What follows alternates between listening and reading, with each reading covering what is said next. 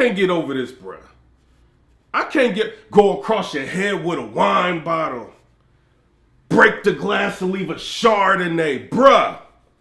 Shout out to Rum Nitty, shout out to A-Ward, bruh. If y'all have not seen that battle, go watch the battle. What do you say? Get your bell rung. I'll shoot you with a nail gun, bruh. Shout out to A-Ward, bro. That was the fight of your life. You know what I'm saying? Shout out to A-Ward. I think A-Ward did really good in the battle. You can debate the battle. You know what I'm saying? Like, I went ahead and I watched it again just because it's a really good battle.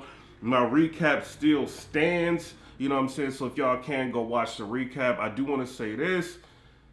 I don't know how y'all did that, bro. You know, it's crazy because it's like there's a video of A-Ward just like walking away. You know what I'm saying? He just like talking to people like outside of the venue and then like walking away like nothing happened. You know what I'm saying? Like they did not just have a classic battle, which is crazy. You know what I'm saying? Shout out to them. I've seen an interview on Three Letterman's podcast. Pretty good interview. A-Ward went in depth with like how he felt with the battle, being in the battle, you know what I'm saying? So I thought that was dope, you know what I mean? Shout out to Rum Nitty, you're marketing, you going crazy. These are the rounds that people are looking for from you. You know, I think this is probably the top 3 performance that Nitty has ever had. You know, we all like the, you know, Av versus Rum Nitty and all that. That first round, bruh, shout out. You know what I'm saying? I do want to talk about this. I seen that Murder Mook ended up doing an interview on Hip Hop Is Real. And in the interview on Hip Hop Is Real, he said something, you know, it's kind of getting on my nerves, Mook. I'm sorry. Rock with you. He ended up saying Calico can't lose, like in the battle. Like he can't lose, like the reasons why Calico can't lose. Mook, you gotta start watching battles. I'm sorry, you do. You know, Calico is one of, you know, I would say one of the best battlers that we have. You know what I mean? And this is not to diss Calico, but he's lost before. He just lost against Sue Surf, and he's got some, you know, performances that are not as high level as his other performances. I think it was the one with New Jersey Twerk where he's like recycling. He has points in his battles to where, you know, he can get really crazy, but then he also can get really inconsistent. You know what I'm saying? But as far as I'm concerned, you know, Calico is one of the best out there. He can lose this battle to Easy to Block Cat. He can. I know you wanted to battle, I think, like Easy during the Drake card, but then that ended up not happening because I think you couldn't get prepared. You know what I mean? It's hard to prepare for somebody that you don't really know much about, you know? So I would still like to see that battle between you and Easy to Block Captain in the future. We got some events coming up. Like URL, they're thinking about going to New York. Maybe, you know, I wouldn't be mad at that happening. And then they got a volume, you know, you like the small room. It's just, you know, your price is crazy. You know what I mean? But I would say a volume. You got possible Drake event. You got the maybe a Philly card. So you got a lot of things coming up, you know what I mean, to where you can battle. But, you know, Calico can lose this battle. You know what I'm saying? Shout out to you. I also seen EFB and gun titles going back and forth. I like that. I really like that. Because what I think is going to happen, I'm just being real with y'all. The momentum that's starting to happen with this, them going back and forth, you may possibly get an EFB versus gun titles or gun titles versus EFB card. I wouldn't be mad at it. I see Rum Nitty and Rock going back and forth. I will say this, Rock, you might want to watch that A-Ward versus Rum Nitty battle. I mean, I know you watched it. He was on caffeine, reacting to the whole battle. Shout out.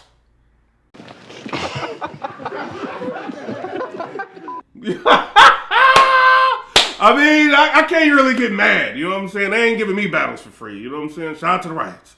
You know what I mean? But he was reacting to the whole battle, and looking at his reaction to everything, it looks like he's kind of aware of what Rum Nitty's capable of right now. And A-Ward, and I seen A-Ward call Rock out. I don't think he would actually battle A-Ward just because he's, you know what I mean, like he's so loyal to URL. Like I think him battling A-Ward would probably not sit well with them, you know, because it's like, what is the point of A-Ward going over to the URL if you guys are just going to the Riot and battling over there? You know what I'm saying? But y'all tell me what y'all think. I would want to see it, you know, but more than likely that's not going to happen. I think A-Ward's got like a 2-battle deal with the Riot, if I'm not mistaken, and then he's got a battle that he's locked in with that's going to happen, I think, in St. Louis with one of the greats.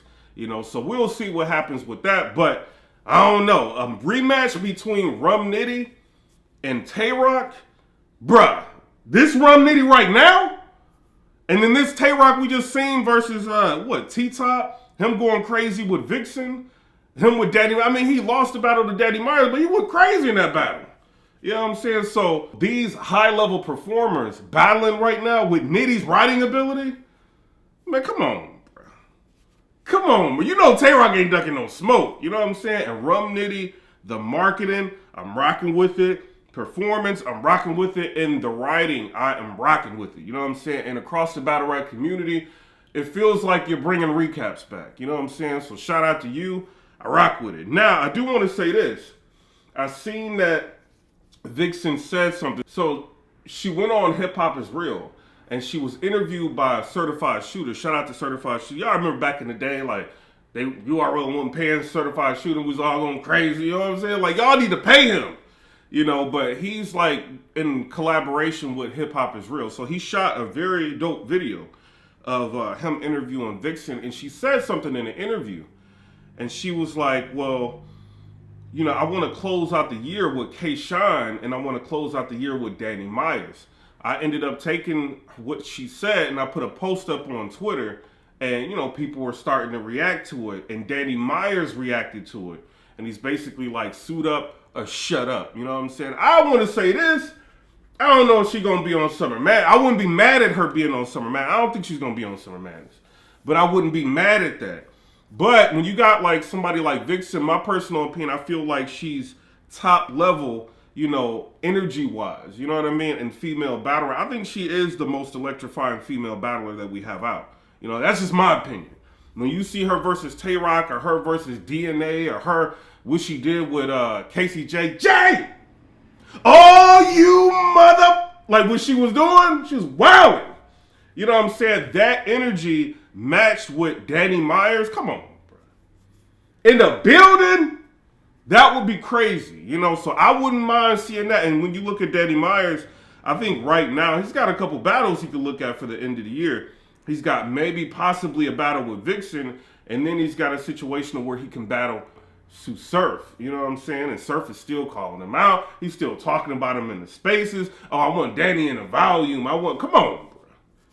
Danny Myers, would you be willing to battle Vixen? He says suit up and shut up, but the fans want to see that. I want to see it. You know what I'm saying? I'll probably go check in and watch that. You know what I mean? I'll probably be in the building for that one. But shout out to them. I do want to say this. You know, this channel, I'm going to talk about battle rap still, but we're going to talk about other topics. You know, I just want to put that out there. Life is short. You want to maximize your potential with whatever you're doing. You know what I'm saying? I feel like, you know, I've reached about as far as I can go in battle rap. You know what I'm saying? So I love battle rap. I'll still talk about it, but, you know, we got to talk about other stuff too. You know what I'm saying? Shout out Pat Stay. You know, this was a very difficult time for a lot of people in the battle rap community. It affected me. I haven't even been like putting videos up, you know, and I tried to go live and talk about it. Anybody that was in a live, y'all seen I broke down. I put the live on private, you know what I'm saying? But to me, Pat Stay, I will say this, he's the type of person, what you see is what you get, you know, even though he was like a GOAT in Canada, you know, he talked to you like you was a family member. He talked to you like you was his best friend. Like, you know, it's what you seen is what you got with him, you know, and this is why the ripple effect of Pat Stay passing is so pronounced throughout the battle rap community in the world. You know, like his GoFundMe, I think he raised like they raised $190,000. This is not, you know, something that's easy to do. You know, it's because of his reach and who he was. You could tell, like, even with the Bonnie Godiva and Rosenberg Ross situation, like he chimed in Acola's spaces just to figure out what was going on so he can like try to, you know, mediate and break up the situation, you know, and that's the type of person that he was. I see a lot of people trying to put two and two together. Oh, well, he did a game this and this is why this happened and this. And I see everything that people trying to do. From my understanding, I think he was like at a wedding and it was a fight that broke out and he tried to stop it. You know what I mean? And that's like a testament to who he was. I seen Disaster. He pretty much put out that he was trying to break up a fight, you know, and that's how it happened. You know, so shout out to Pat Stay. You will forever be missed. You know, I didn't put out a blog just because, you know, I had a breakdown when I tried it. You know what I'm saying? So shout out to him. I will say I've seen a lot of people from battle rap make blogs about it. Gems, DNA Tooth, Angry Fan, Vada Fly. Everybody pretty much like made videos about it. People were giving, you know, bloggers like flack about it. But my thing is, it's like I would prefer somebody from the battle rap community talking about it versus somebody else that's not in the battle rap community talking about it. Because you see people that's not from battle rap, you can look at how they're, like, the thumbnails that they're putting up, the titles that they're putting up, like, disrespectful, whereas people from battle rap is telling you about his life, you know what I'm saying, and giving, like, a pretty good perspective of the type of person that he was. You know what I'm saying? So, you know, lay off them. I feel like, you know, they did what they're supposed to do. I think they all covered it well. You know what I'm saying? But shout out to them. Shout out to everybody in battle rap. You know what I mean? This is going to be something that's going to be difficult to get over. You know, but I feel like Pat Stay is the type that he would want everybody to move on. You know what I mean? And start focusing on expanding the brand of battle rap. You know what I mean? Because the more we talk about battles or the more we talk about the sport is the more we keep his legacy alive. You know, you may talk about how down somebody might go back and watch a Pat Stay battle. You know, I think it all helps to keep his legacy alive. You know, and then I also think people need to talk and do blogs about it so that when his family goes on YouTube and they type his name in, they'll see people that care about him, you know, doing videos and talk about it as opposed to people that are not even in the community. I will say this, Game Whack 100, which y'all posted, I thought was whack. You know, y'all should never have said anything. Just let that go. I see a lot of people going in on Eminem and different people for, you know, speaking out and giving their condolences. You know, I understand a lot of people are hurt, but understand he didn't have to say anything. You know, people are like, yo, why would a person wait until somebody passes away to say something? Well, that's the byproduct of life. Sometimes that happens. You know, but them saying something, you know, is still effective. You know, him saying something may have, you know, made people want to donate and help the family. And I see people saying, oh, well, there's a lot of money in the pot already. It ain't enough. It's not enough. You know, he's not going to be here anymore providing for his kids or his girl anymore. You know what I'm saying? So every little bit can go a long way in that situation. You know what I'm saying? From my understanding, I know Pat Stay, I think his podcast got picked up. He was about to make big moves. You can see it with the game disc that he put out. You know, very high quality, you know, and his podcast, very high quality, and it got picked up, you know. So he was about to be out of here. You know, we see people like Math Hoffa that's doing really well, but, you know, Pat could have potentially, you know, reached those marks. You know what I mean? I also want to say this, appreciate the battlers while you have them. You know, a lot of people are just one opportunity from being out of here. You know what I mean? Either being in movies, being in the music industry and things like that. When you have like a Hitman Holla or Charlie Clips, you know, that doesn't have to do this, and they come back to try to give people opportunities. We see Hitman Holla doing the tournament, you know, and we see Charlie Clips coming back, giving people opportunities and battling people that he doesn't have to battle, you know, giving them access to his fan base, and then working behind the scenes to make things happen that normally wouldn't happen, you know what I'm saying? Or people like Sue Surf, you may see the marketing, or you may see him going back and forth with JC or different artists, but what you may not see is him working behind the scenes, working to help get people booked that you would never think. Even people that be talking crazy about him, he'd be working behind the scenes to get them booked or helping them with marketing and promotion. You know, him just going back and forth with somebody, a lot of people don't realize he doesn't have to do that. You know what I mean? So when he does that, it makes people watch other artists that they may not normally watch.